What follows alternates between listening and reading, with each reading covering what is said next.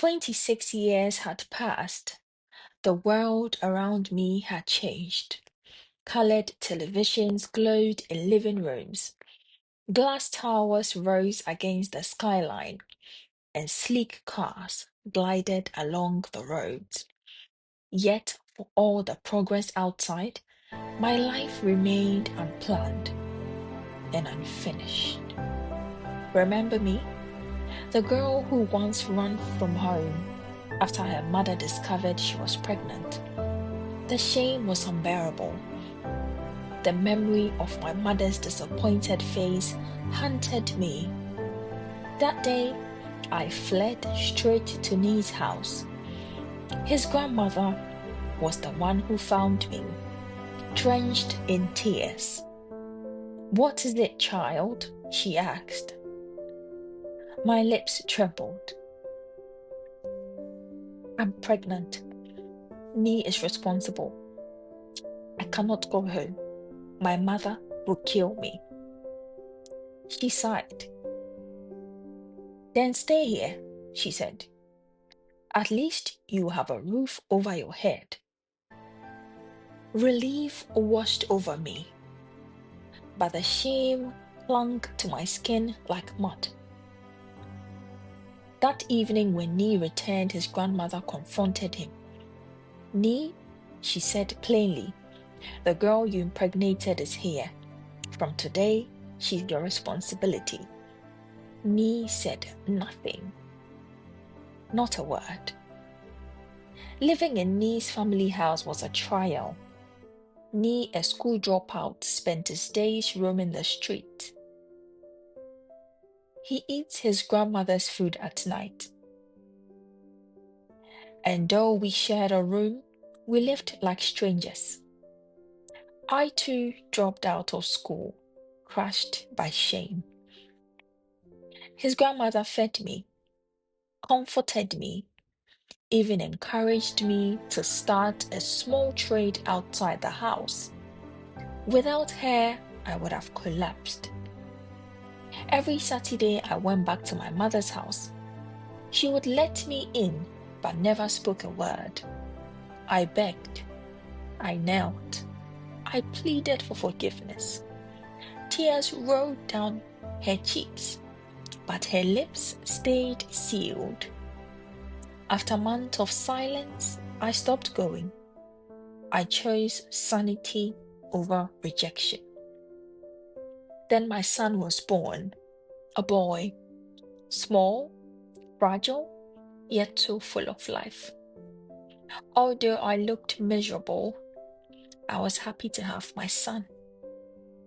One day, I took my son to my mother. She held him, and for the first time in months, she smiled. As I left, she finally spoke. "You can bring my grandson here if you need time to yourself." I felt she was not okay. She had lost so much weight. Well, those were her last words to me. 3 days later, she was gone. The grief hollowed me out, but my son became my comfort. He grew quickly, too smart for his age, always demanding the best things he saw. He disliked school, preferring the sea, watching fishermen cast their net. My heart trembled. I wanted more for him.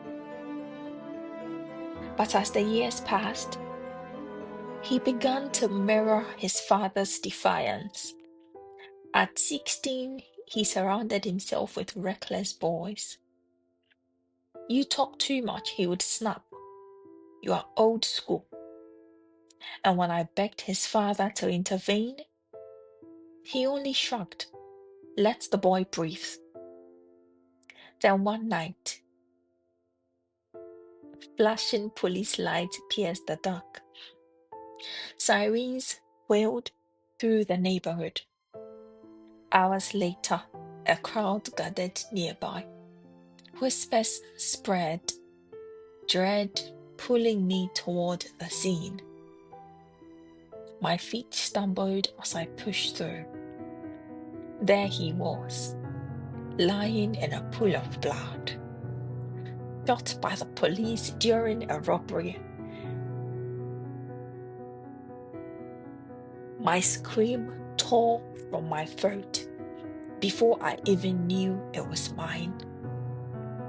I fell to my knees, clutching his lifeless body, my tears mixing with the dust and blood beneath us. And in that moment, my mother's words echoed louder than the sirens, louder than the crowd. Should I kill you, or will you kill me? My son was gone. It felt like a curse fulfilled.